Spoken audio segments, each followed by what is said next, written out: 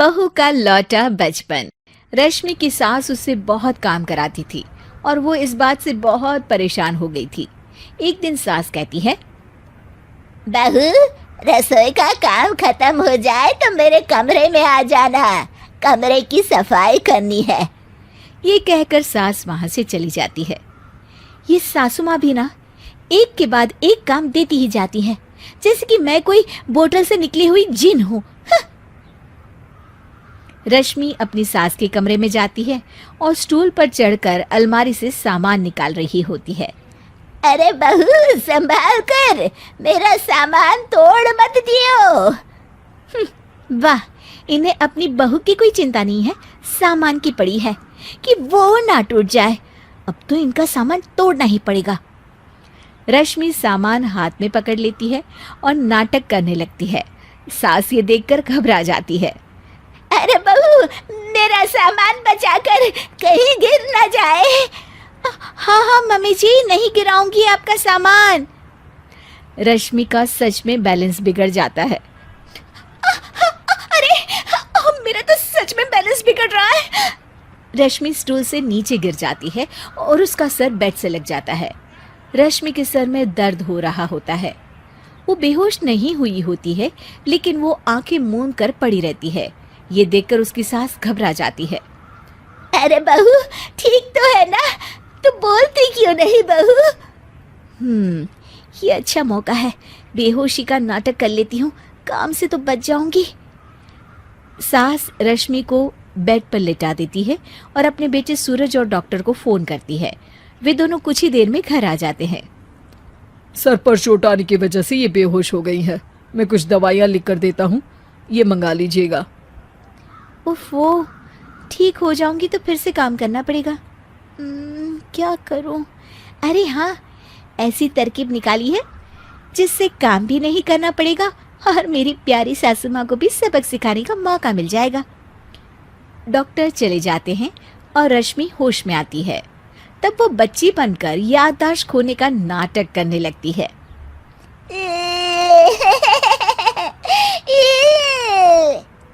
अरे बेटा, ये बच्चे के रोने की आवाज कहाँ से आ रही है?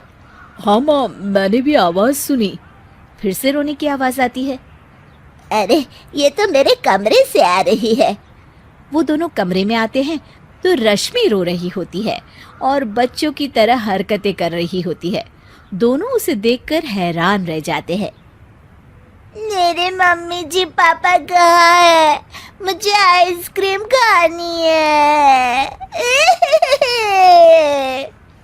अरे सूरज, ये तो बच्चों की तरह बर्ताव कर रही है। हाँ माँ, लगता है चोट लगने से इसके दिमाग पर असर हुआ है। आप लोग कौन है? मुझे मम्मी के पास जाना है।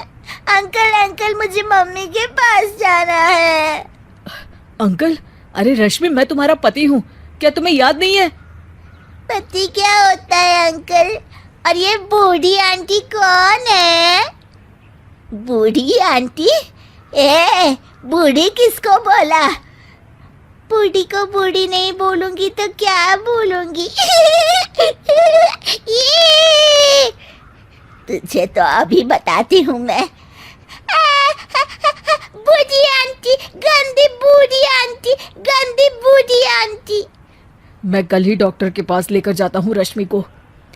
अगले दिन सुबह रश्मि की सास सारा काम खुद करती है और ये देखकर रश्मि को बड़ा मजा आ रहा होता है। अरे वाह, इस नाटक में तो बड़ा ही मजा आ रहा है। चलो थोड़ी और सेवा करवाते हैं सासू माँ से। आंटी, मुझे ना भूख लगी है। अरे इतनी देर से मेरा सर खा रही है, तेरी भूख नहीं मिटी। अब क्या खाना है तुझे? मुझे चॉकलेट शेक पीना है। अरे मुझे नहीं आता चॉकलेट वाकलेट शेक बनाना। मुझे चॉकलेट शेक चाहिए, मुझे चॉकलेट शेक चाहिए। अच्छा अच्छा, मेरी माँ चुप हो जा, लाती हूँ बनाकर चॉकलेट शेक। रश्मि अपनी सास से खूब काम करा रही होती है और अपने नाटक का जमकर फायदा उठा रही होती है।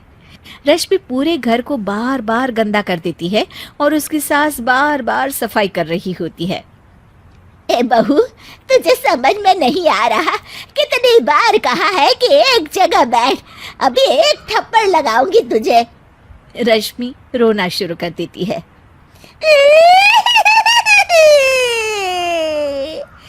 अरे अच्छा बाबा, माफ कर दे, मत रो। तुझे जो करना है कर, पर रो मत मेरी माँ। रश्मि अपनी सास की नाक में दम कर देती है। कुछ देर बाद सूरज फिर से डॉक्टर को लेकर आते हैं और डॉक्टर पूरी तरह रश्मि की जांच करता है। मुझे लगता है कि इनको हॉस्पिटल में ले जाकर स्कैन करना होगा, तभी कुछ पता चल पाएगा। बाप रे, मर गई। ये तो हॉस्पिटल ले जाने की बात करने लगे हैं। नहीं नहीं, मुझे हॉस्पिटल नहीं जाना। नहीं नहीं, मुझे हॉस्पिटल नहीं जाना डॉक्टर अंकल, गंदे अंकल, मुझे नहीं जाना। डॉक्टर तभी एक इंजेक्शन निकालते हैं और रश्मि को लगाने जा रहे होते हैं। नहीं नहीं, मुझे इंजेक्शन मत लगाइए डॉक्टर, मुझे इंजेक्शन से बहुत डर लगता है। मैं तो नाटक कर रही थी, मैं बिल्कुल ठीक हूँ। डॉक्टर और रश्मि की सास और पति एकदम दंग रह जाते हैं और रश्मि के इस नाटक का हो जाता है दी एंड। दिल पे घर के काम से फ्री होती तो बोर होती, जिसके बाद उसने घर में ही दुकान खोलने की सोची। अरे ये इतने सारे कपड़े, अरे बहू क्या करेगी इनका? माँ जी, मैं घर में बोर होती हूँ तो सोचा सामने के कमरे में कपड़ों की दुकान खोल लो, घर का काम भी हो जाएगा और 4 पैसों की कमाई भी। अरे वाह वाह, ये तो बहुत ही अच्छी बात है, मैं भी तेरी मदद कर दिया करूंगी। वाह माँ जी, तब तो मजा आ जाएगा। अब हम दोनों मिलकर खूब पैसे कमाया करेंगे। अब क्या था, सास बहू का काम चल पड़ा। एक दिन, अरे राकेश की माँ, सुनती हो? कहाँ चली गई? भूख के मारे पेट में चूहे कूद रहे हैं। अरे नंदिनी, कहाँ हो? भूख लग रही है। पापा कहाँ है माँ? पता नहीं बेटा, भूख लग रही है, आज तो किसी ने चाय भी नहीं पूछी। तभी सास बहू घर के अंदर ढेर सारे सामान के साथ आती है और वो भी हंसती हुई। अरे वाह बहू, ये तो बड़ी अच्छी मार्केट दिखाई तूने, बड़ा ही सस्ता सामान था। हाँ माँ जी, और ये सामान हम डबल पैसों में बेचेंगे, मजा आ जाएगा। अरे बहू, भूख लग रही है, कुछ खाने को दे दे। माँ क्या बात है, आज किसी ने पापा को चाय भी नहीं दी? अरे बेटा, अब 40 साल में तेरे पापा ने क्या चाय बनाना भी नहीं सीखा? अरे बेटा रहने दे अब इस बहस को, तुम लोगों ने वैसे बनाया क्या है? बहू परेशान हो जाती है और सास को अकेले में लेकर जाती है। माँ जी, आज तो हम लोगों ने खाना ही नहीं बनाया। अरे बेटा, बाहर के छोले भटूरों से पेट इतना भर गया कि याद ही नहीं रहा कि घर में ये लोग भी हैं खाना खाने के लिए। अब क्या किया जाए? तभी घर में एक महिला आती है। जी वो सुना है आप लोगों की यहाँ साड़ी बिकती है, जरा दिखाएंगे क्या? हाँ हाँ, क्यों नहीं। माँ जी, आप इन्हें साड़ी दिखाइए, मैं तब तक पिताजी और इनके लिए खाने का इंतजाम करती हूँ। सास उस औरत को लेकर सामने वाले कमरे में चली जाती है जहाँ उन लोगों ने दुकान खोली थी। वहीं बहू भी किचन में चली जाती है। अब इतनी जल्दी क्या बनाऊं? पापा जी तो खाने के लिए भी बैठ गए हैं। आइडिया, मैं खाना बाहर से ही ऑर्डर कर देती हूँ। थोड़ी देर में खाना आ जाता है और बहू टेबल पर खाना लगा देती है। हे भगवान, कितनी कड़वी दाल बनाई है बेटा। नहीं नहीं पिताजी, वो क्या बात है नंदिनी, रोटी तो चबाई ही नहीं जा रही है, लग रहा है रबड़ खा रहा हूँ। एक तो इतने महंगे होटल से खाना मंगवाया और वो भी इन लोगों को पसंद नहीं आया। तभी सास नोट गिनती हुई बाहर आती है। वाह माँ जी, बड़ी कमाई हुई लगती है। हाँ, मैंने वो 2000 वाली साड़ी 3000 में बेच दी। अरे वाह माँ जी। दोनों सास बहू बहुत खुश हो जाती हैं। मेरे पेट में ना बेटा जोर का दर्द हो रहा है। अरे माँ, क्या हुआ? पेट में दर्द? बाहर का कुछ खाया था क्या? मैदा तो नहीं खा लिया?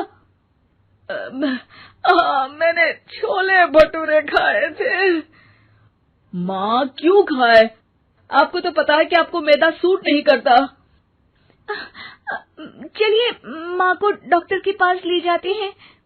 तभी अंदर से पापा की आवाज आती है। हे भगवान, मेरा तो पेट खराब हो गया। सब पिताजी के पास जाते हैं। पिताजी, आपको क्या हुआ? खाना बासी था शायद। अरे पिताजी, नंदनी जानती है कि बासी खाने से आपकी तबीयत खराब हो जाती है, तो वो ऐसा क्यों देगी, है ना नंदिनी? वो खाना मैंने बाहर से ऑर्डर किया था। मैं और माँ दुकान का सामान लेने गए थे, इसलिए खाना नहीं बना पाए। क्या नंदनी, दुकान के चक्कर में तुमने तो सारे घर का हाल बिगाड़ रखा है। चलो अब माँ और पापा को लेकर अस्पताल चलते हैं। अस्पताल में जाने पर डॉक्टर कहते हैं, हाँ, इन दोनों को तो एक दिन के लिए एडमिट करना पड़ेगा। क्या?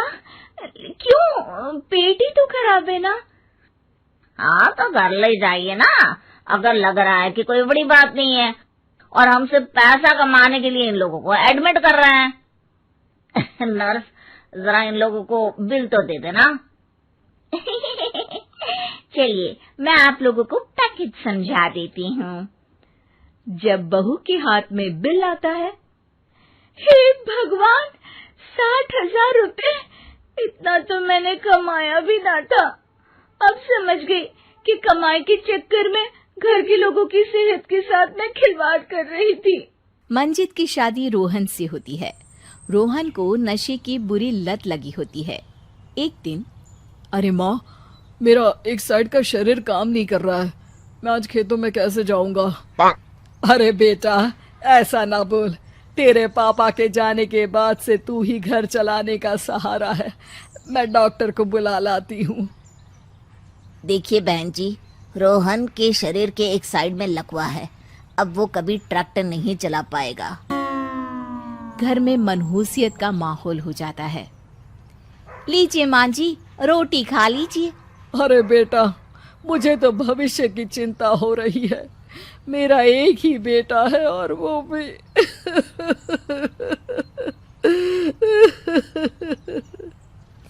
माँ जी, आप चिंता न करें। जब तक ये बीमार है, मैं खेत जाकर काम कर लिया करूंगी। वैसे भी नशे के कारण इनका शरीर काफी कमजोर हो गया है। अगले दिन मंजीत खेत में जाकर काम कर शाम को घर लौटती है। ये ले बेटा, पानी पी ले। कैसा रहा काम का पहला दिन? माँ जी, काम तो ठीक है, लेकिन मैं अगर ट्रैक्टर चलाना सीख लूँ ना, तो काम और भी आसान हो जाएगा। अरे बेटा, दुनिया क्या कहेगी कि औरत होकर ट्रैक्टर चला रही है। माँ जी, या तो हम दुनिया देख ले या अपना घर, कोई बात नहीं। जब ये ठीक हो जाएंगे तो सब ठीक हो जाएगा। अरे बहू, जरा बाहर तो आना। जी माँ जी। बहू, तेरे मामा जी आए हैं, तूने बुलाया था ना? हाँ माँ जी, वो मामा जी ना आज से मुझे ट्रैक्टर चलाना सीखा। मंजित मामा से ट्रैक्टर चलाना सीखती है। वो मन लगाकर खेतों में काम करती है। और एक दिन, माँ जी, पता है इस बार पूरे गांव में सबसे ज्यादा फसल का उत्पादन हमारे खेतों में हुआ है। इस साल तो खूब पैसे आएंगे। हाँ। सास खुश नहीं होती है। वो चुपचाप वहां से जाने लगती है। तभी मंजित उसे रोक लेती है। क्या हुआ माँ जी, आपको खुशी नहीं हुई? बेटा, आज डॉक्टर साहब बोल रहे थे कि रोहन के ठीक होने के लिए 5 लाख रुपए की जरूरत है। समझ नहीं आ रहा क्या करूं। मंजित शांत हो जाती है। अगले दिन सास मंजित के पास आती है। बेटा, ये मेरे गहने हैं। इसे अपने गहनों के साथ जोड़कर सुनार को दे आ। जितने पैसे हो ले आ। डॉक्टर को आज ही देने हैं। मंजित अपने गहने और सास के गहनों को लेकर दुकान में बेचकर पैसे लेकर घर आ जाती है। माँ जी, सिर्फ 3 लाख रुपए का ही इंतजाम हो पाया है।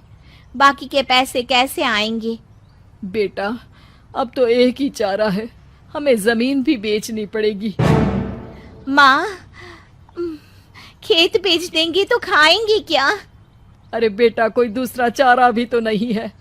रोहन ठीक हो जाए तो वो मेहनत करके इससे भी बड़ी जमीन ले लेगा। सास बहू मिलकर खेत भी बेच देते हैं। अब पूरे पैसे लेकर सास डॉक्टर के पास जाती है।